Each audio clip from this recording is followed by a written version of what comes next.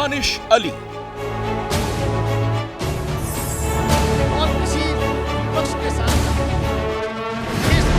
भारतीय राजनीति का वो चेहरा जो बहुत ज्यादा लाइमलाइट में नहीं रहा, वो चेहरा जो बहुत ज्यादा चर्चा में नहीं रहा, वो नाम जो मुस्लिम राजनीति के लिए बहुत ज्यादा सुर्खियों में नहीं रहा।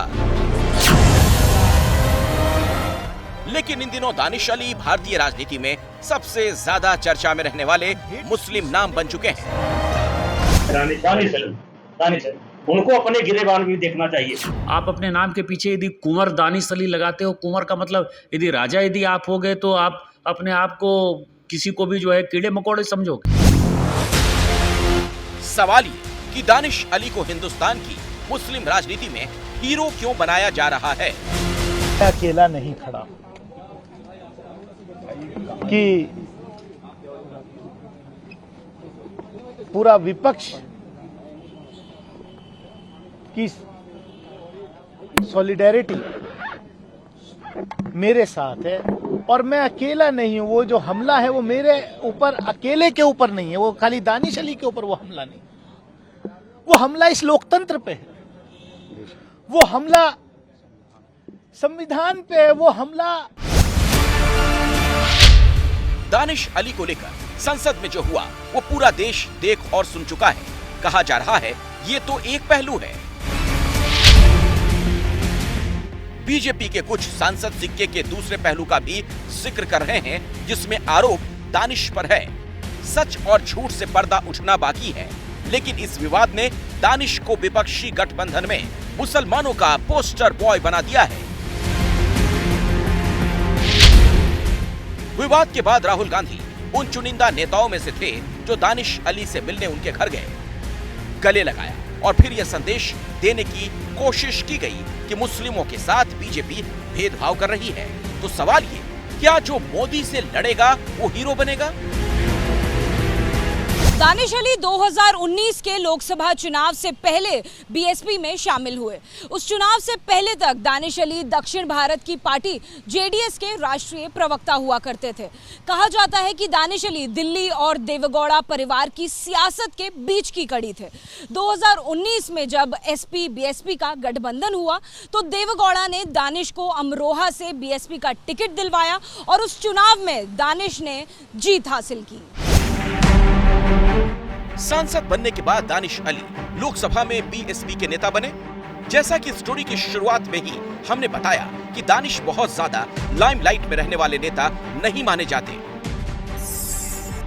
लेकिन पिछले महीने संसदीय क्षेत्र में इनका एक अलग रूप दिखा, जिसमें इनका दूसरा चेहरा नजर आया।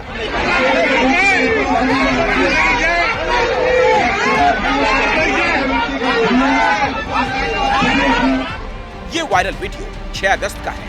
यूपी के अमरोहा में सरकारी कार्यक्रम के दौरान बीजेपी के नेता मंच से भारत माता की जय का नारा लगाते हैं तो दानिश अली भड़क गए। भारत माता की जय, भारत माता की जय, भारत माता की जय।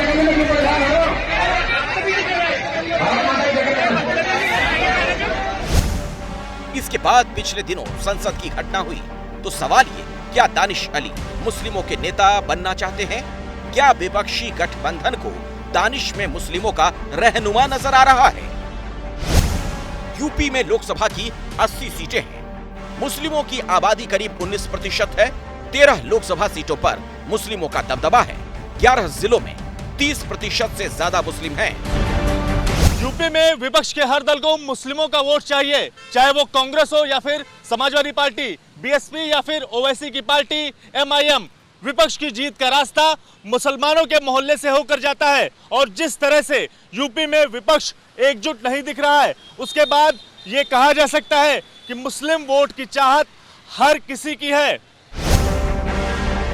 हैदराबाद के सांसद असदुद्दीन ओवैसी मुस्लिमों के सबसे मुखर नेता माने जाते हैं, लेकिन वो विपक्षी गठबंधन का पार्ट नहीं।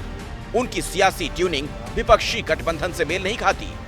अब इस बात को इस तरह से समझ लीजिए, जहां एक तरफ विपक्ष बीजेपी को घेरने में लगा है, वहीं ओवैसी राहुल गांधी को वायनाड की जगह हैदराबाद से चुनाव लड़ने की चुनौती दे रहे हैं। कि कांग्रेस के लोग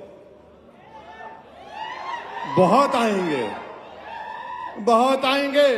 अरे मैं तो तुम्हारे लीडर से कहूंगा कि अब की बार वायनाड नहीं हैदराबाद से मुकाबला करो मेरा। आओ,